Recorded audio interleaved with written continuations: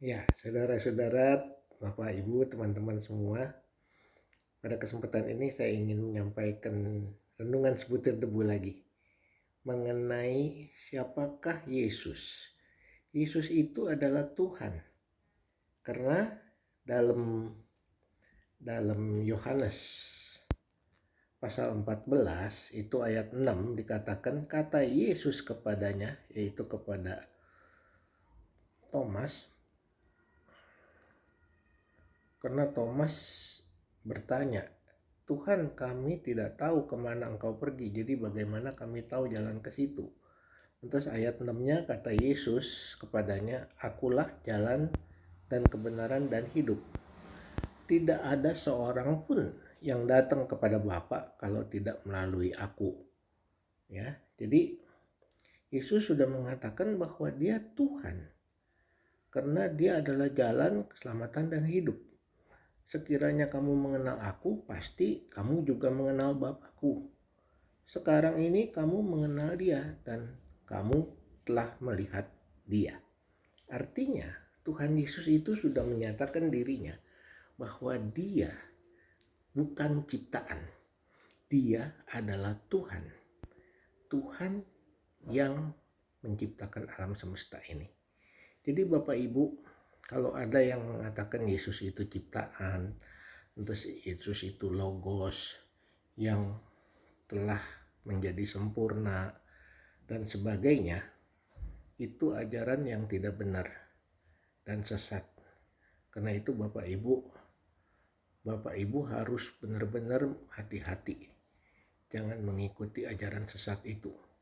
Karena kalau mengikuti ajaran sesat, nanti Bapak Ibu juga bisa jadi sesat. Dan kalau sesat kan akibatnya ke neraka. Nah ini dia Bapak Ibu.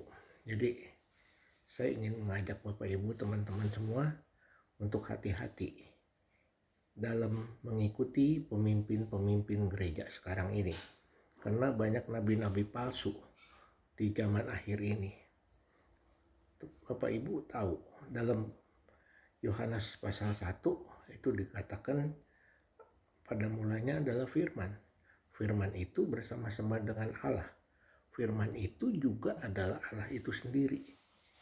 Ya. Jadi kalau sudah dikatakan firman itu adalah Allah itu sendiri dan firman itu menjadi daging, maka jelas Tuhan Yesus adalah Tuhan. Dia bukan ciptaan. Dia bersama-sama dengan Allah Bapa yang adalah Yahweh. Ya. Karena kalau dalam Kejadian pasal 1, Roh Allah melayang-layang. Pada waktu itu semua gelap. Roh Allah melayang-layang dan kemudian berfirmanlah. Jadi roh itu berfirman. Berarti firmannya ada bersama-sama Yahweh. Melalui Yahweh, melalui firman Yahweh, terjadilah penciptaan alam semesta.